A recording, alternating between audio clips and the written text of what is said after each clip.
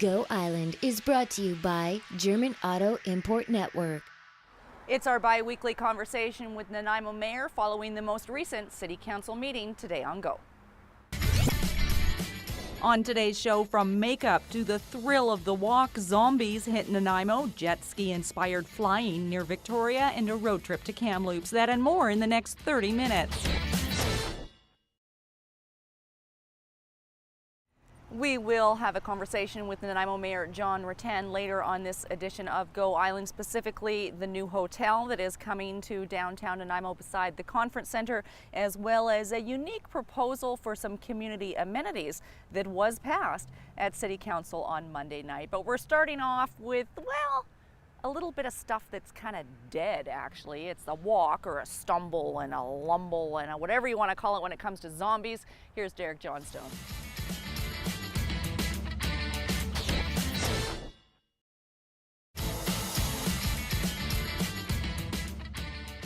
You know, to be honest, I've never actually understood that whole zombie thing, but any excuse to dress up and play dead, I guess, is a good time for some people. Thanks, Derek, for putting that story together. You're watching Go Island on Shaw TV Channel 4 in conversation with Nanaimo Mayor John Rattan, recapping Monday night City Council meeting. The hotel was the big agenda item. Where is that at right now? First of all, paint us a picture of what this hotel is going to look like.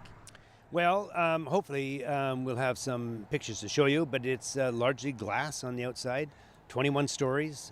It'll have 240 rooms. There'll be restaurants on the top. It's going to be really quite an exciting design, and we're progressing very well along the path.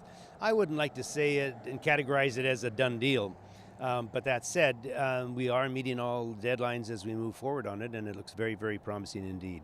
Now, the operator and the owner, they have purchased the land, and that part is a done deal. Sauza Youth Tourism is the... Suzo Youth Tourism.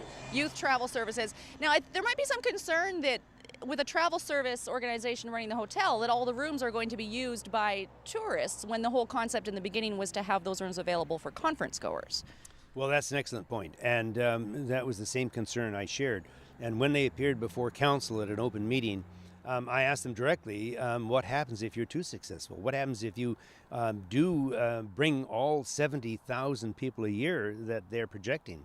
What'll that do to our conferences? And they assured me and council that preference will be given to conferences, and they suggest, and I think it's certainly correct, that most conferences are booked well in advance, possibly up to 3 and 4 years prior to the event. So what their plan is to give priority to conferences. They assured us of that. And then they'll backfill unsold or unused rooms and work around the conferences and fill them that way. And, you know, that's an exciting and innovative idea, because the other advantage is that what we really want to see is opportunities for the other hotels adjacent.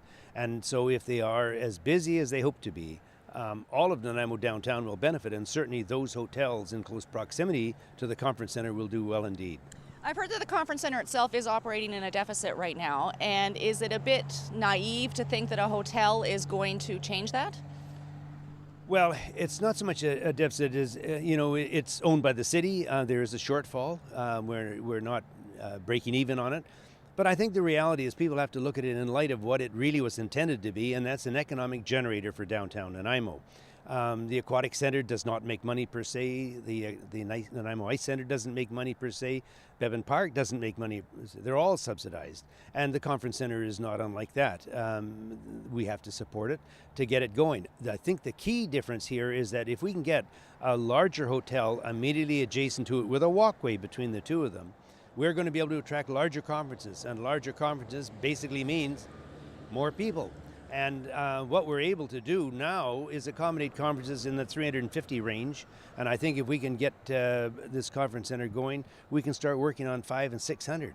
Remember, the conference center can seat 1,300 people at a time and can feed 950 at one sitting. So we've got the capacity, now we want the rooms. Okay, now I know we don't want to say that this is a done deal. There's a lot that still has to fall into place. What is the next milestone? What is the next thing to overcome? Well, they're going before our design advisory panel, as a matter of fact, as early as Thursday of this week, and we're going to take a look at it at that point and go through the plans, but it's all very promising, and we're excited. We're moving ahead on this. Well, We'll come back more with a bit more later on this edition of Go Island, recapping the happenings of the most recent Nanaimo City Council meeting. It's time now, though, to head to the ice. There's special needs hockey being offered in Nanaimo. We touch base with one mother who shares how important and how beneficial it's been to her family.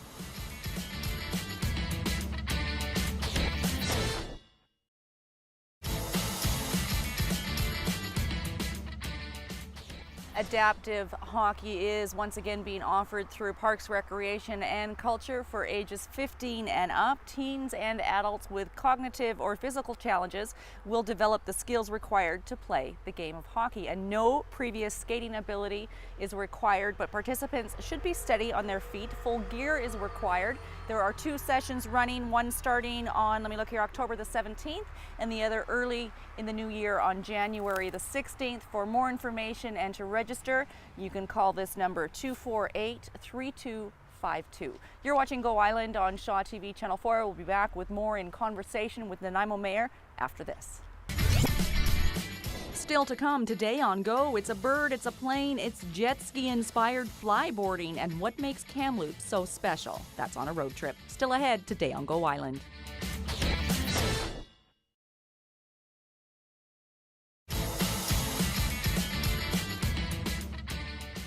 You're watching Go Island on Shaw TV Channel 4. It's a bird, it's a plane, it's a performance of Swan Lake starring our own James Green from Victoria. Actually, none of that's true. It's Iron Man trying to jet ski or something like that. It looks actually very, very cool. It's called flyboarding, and James Green got to try it out.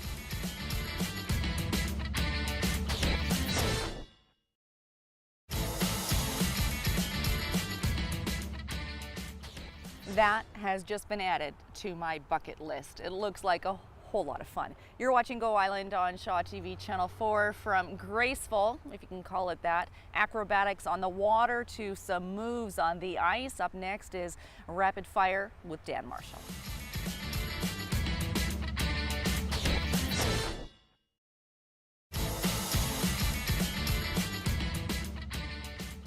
You're watching Go Island on Shaw TV Channel 4. We're standing outside City Hall in Nanaimo with Nanaimo Mayor John Rattan. It's our bi-weekly recap of City Council. The meeting last night, not too unusual. We've talked about the hotel, but some unique proposals in the community amendment. Well, there's a project that's quite close to Country Club Mall. This particular one is a condominium development, fairly large in scope, and this particular one had a very unique feature to it, and that the proponent wanted to make their community amenity contribution something approaching $60,000 towards the purchase of a building for United Way. So United Way are looking for a permanent residence. This building suited them. Normally an amenity of this type is either made in the form of cash in lieu or it's dedicated parkland. So this is a little different, but not totally unique. It's happened before. But council seem to be strongly supportive of it. United Way does some fine work in the city, and so it turned out to be kind of a win-win. They will get their building if this proceeds on schedule. The amenity to the community has been made, and I think that all in all it is a very good fit. The challenge, of course, in this particular development is one of traffic. We've got some heavy traffic challenges in that area, and as a number of the viewers will be aware, we're looking at getting a traffic light set up on the highway around the Rock City intersection, so it'll allow much improved access and egress. But of course it's another traffic light, and so there'll always be people that are saying, oh, not more traffic lights. But in this particular case, I think it's necessary. It's a little bit of a Pandora's box, perhaps a can of worms, and the precedent that may be being set here. What if in the future another proponent proposes that the amenities goes towards the SPCA or Haven Society? How then can council say no to one but yes to another? That's a fair point, and I think council is going to deliberate on each one individually. We're not really going to be looking at this as precedent setting because, in my opinion, it is not.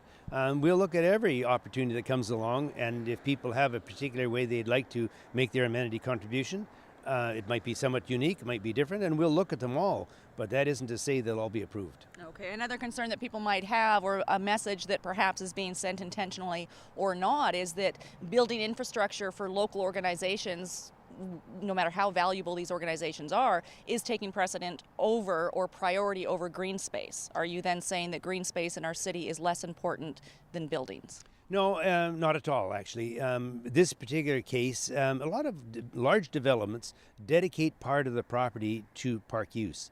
Some of the major sizes have contribute up to 47% of the property has gone into park use. So they dedicate part of the actual property development. This particular development came very close to the boundaries. There really wasn't any room or land that they could dedicate, so it became a matter of cash in lieu. And traditionally that would be paid to the city, and the city would put it into a fund for park acquisition. In this particular case, the proponent was very anxious to work with United Way. It seemed like a good fit for the community. Council supported it, but I'm not going to suggest that every new application will be given special consideration. This one was by council because of its uniqueness, but we will look at everyone individually and make these decisions. Excellent. Thank you. Not easy decisions to make by any means, I'm sure. We're going to move from Nanaimo to Kamloops now, finding out what makes Kamloops special and unique. It's a road trip with Sam Numsen.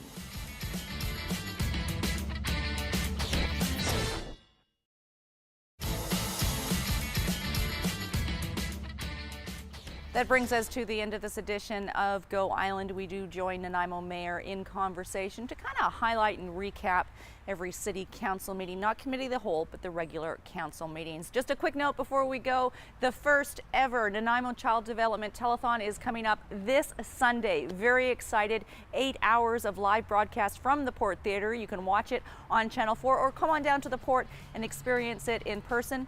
I hope to see you there. Thanks for watching. We'll see you next time.